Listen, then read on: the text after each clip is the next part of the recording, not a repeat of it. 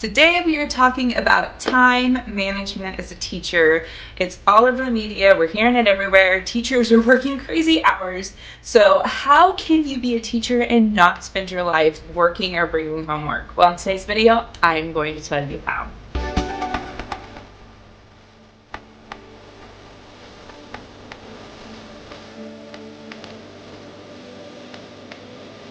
Hello, welcome back to my channel. My name is Rachel from the Behavior Check-In. If you're new here, I'm a behavior coach in Florida. I work with students with emotional disabilities and students with ASD. And today I'm talking to you about time management as a teacher. Now, this is not an easy subject to talk about because it really just varies on the person and kind of your own personal time management skills.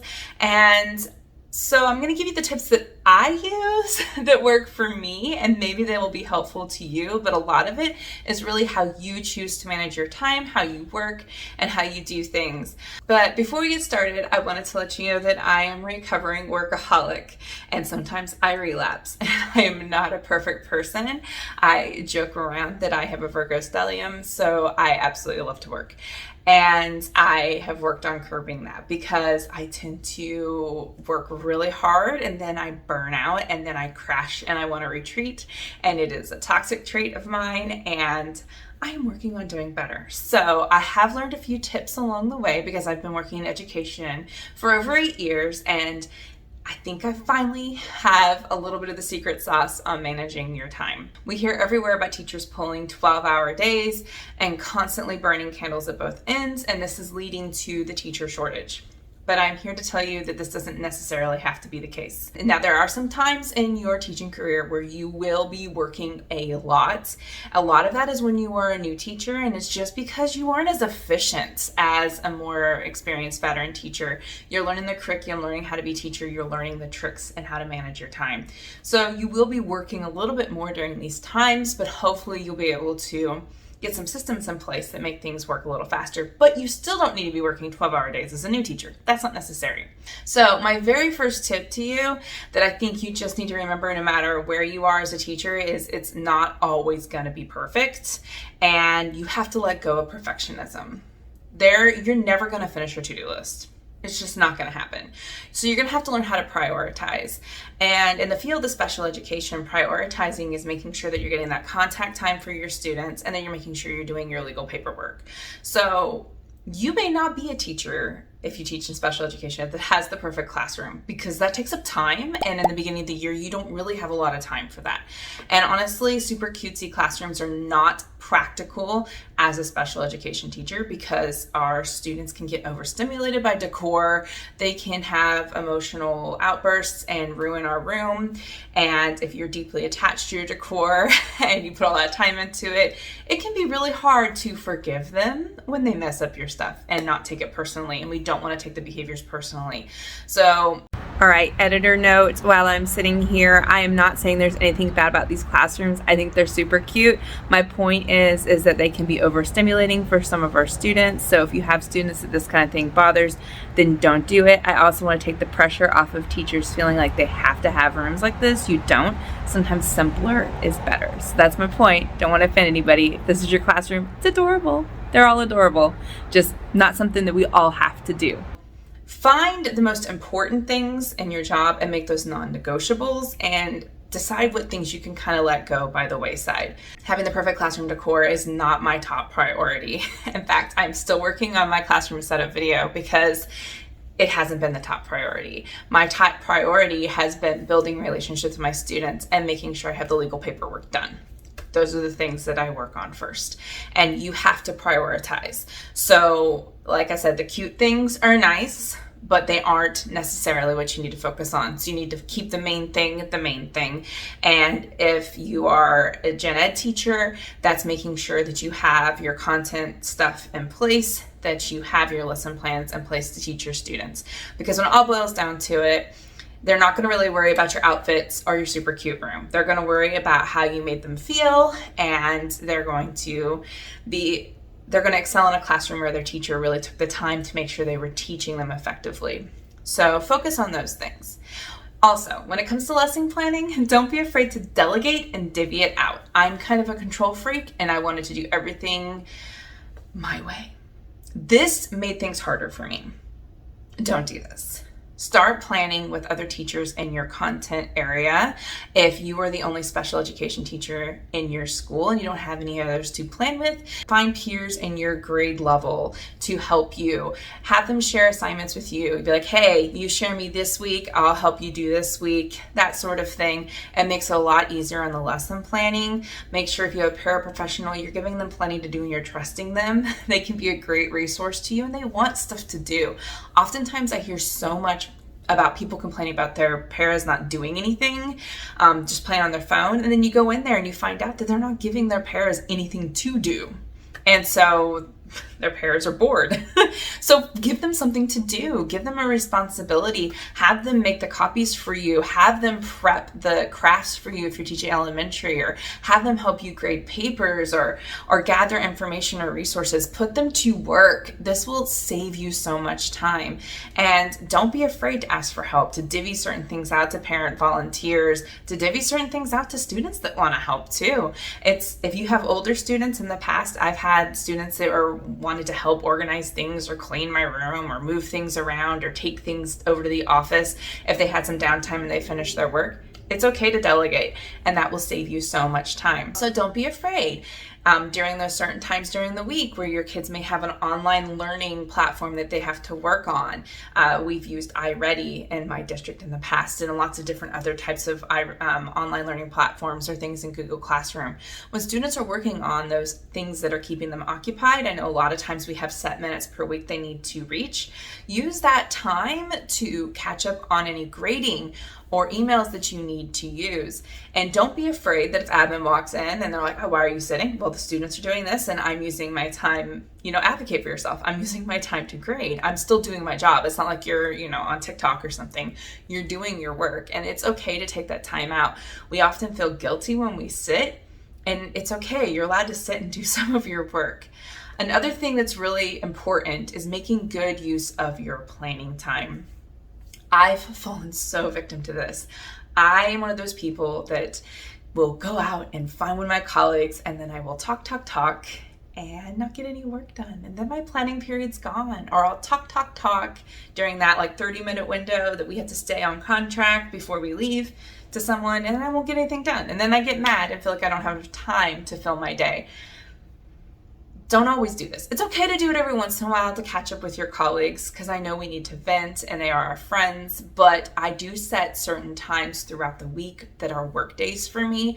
One of the days for me was Wednesday. Wednesday was my gradebook day. That was the day that I put everything in the gradebook and I shut my door and I closed my blinds and I did not talk to anybody, and I did that. That is what I did.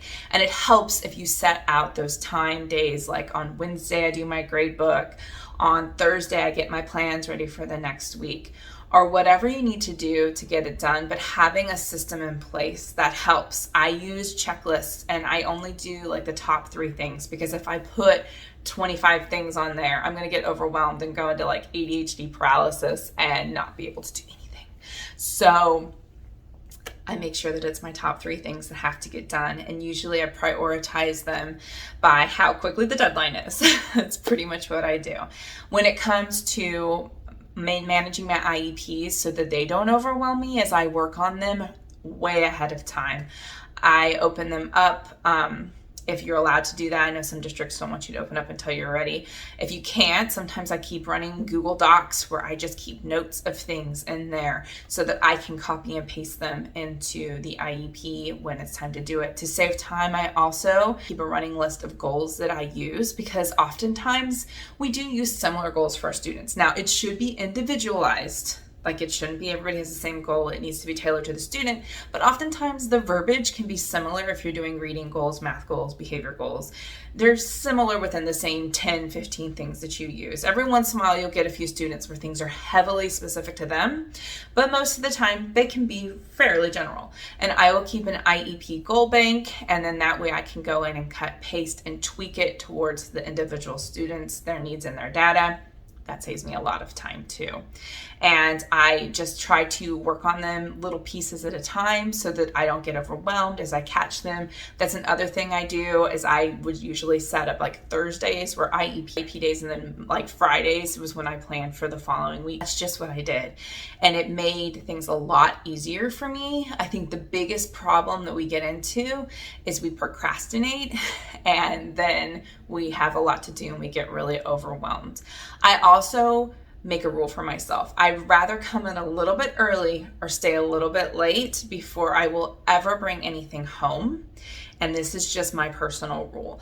I feel like home is where I need to be home and present with my family, and I need to do things for me and relax and decompress. I don't bring work home unless it's an absolute emergency, or if it's something that I think is fun. Like I kind of like to laminate and cut out stuff. I find that to be fun, not really work. So I don't mind bringing that home, or if I'm prepping for a science experiment or something, that's a different story. But like bringing home IEPs, bringing home grading, no, those stay at school. I do not bring those home. Your family deserves to have you at home. You deserve to be at peace when you're at home. Do not bring work with you. And like I said, I'd rather stay a little bit late or come in a little bit early, because then I at least have that separation between work and home life. And I think that helps. Plus, I think I'm more productive when I work at school. When I'm at home, I get distracted, and then it makes a task that I probably could have gotten done in 30 minutes at school become a 2-hour thing at home, because I'm dealing with things that I need to do at home, and that just makes it go longer. So those are some of those things that I think are really helpful. I also think it's okay to ask for extensions if you do get bombarded. Now, we can't always ask for extensions on IEP paperwork. Those are kind of non-negotiables, legal things, but other little things that crop up from time to time that admin may want to have you do. You can ask for extensions on those things if you're feeling really overwhelmed. Advocate for yourself. Let people know that that's what you need. Make sure that you do voice what you need. Another thing too is when I really need to work on something, I tell everybody I need to work on stuff so they aren't coming in my room and talking to me, because I'm in a position right now where I'm in more of a leadership role. And so people are constantly coming to my room with questions, comments, concerns. And I have to set that boundary of I'm not available to talk right now. I have stuff I need to do. And you can do that. Sometimes I do it in a fun, joking way, like, a little sign that I'm easily distracted. Please leave me alone. I have the attention span of a carrot. I have lots of paperwork to do. Something along those lines, so that's not rude, but it's letting them know that you need this time to focus and get your stuff done. And that is totally okay. I think the biggest thing though, the biggest takeaway that you need to remember is you're just never going to get it all done. And you're going to have to learn to let some things go. If that's going to be the whole theme of this video, if you want to have a successful work-life balance as a teacher, you've got to learn to let some stuff go. You're not always going to have the cutest crafts. You may not be in the position to take on that extracurricular. You may not be able to take on that extra little duty, and you have to say that. You have to know your limits. And setting boundaries doesn't have to be a bad thing if it helps you do better. You're the only person who's really noticing if it's perfect or not. I promise you, nobody else is.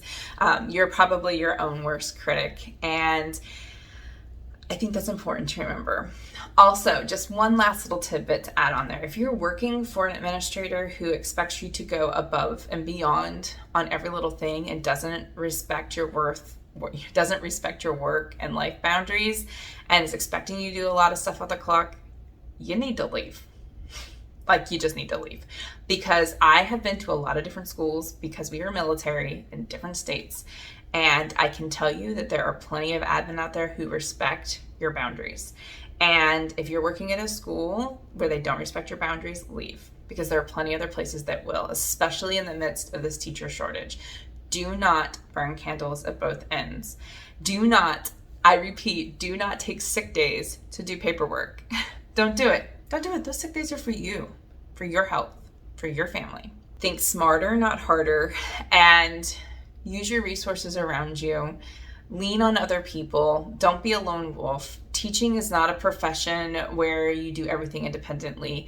To be successful in education, you've got to lean on your other teachers. And if you work at a place where you don't have a team mentality, then once again, it's time to leave. Because most of the places I worked with plenty of other colleagues who will happily share their lesson plans with me, will happily share resources with me, will happily help me in any way. If you're on a team that doesn't do that, then that's not the culture of the school that you want to be at. You can be a teacher and not work 12-hour days. You can. And it just takes some discipline and it takes some practice. But I will say, once again, just expect in the beginning when you're new, it will take longer to do things. You will probably work longer hours in your first year than you do later on. But it does get easier and you are doing an amazing job. And thank you so much for watching my channel, and I will catch you in the next one.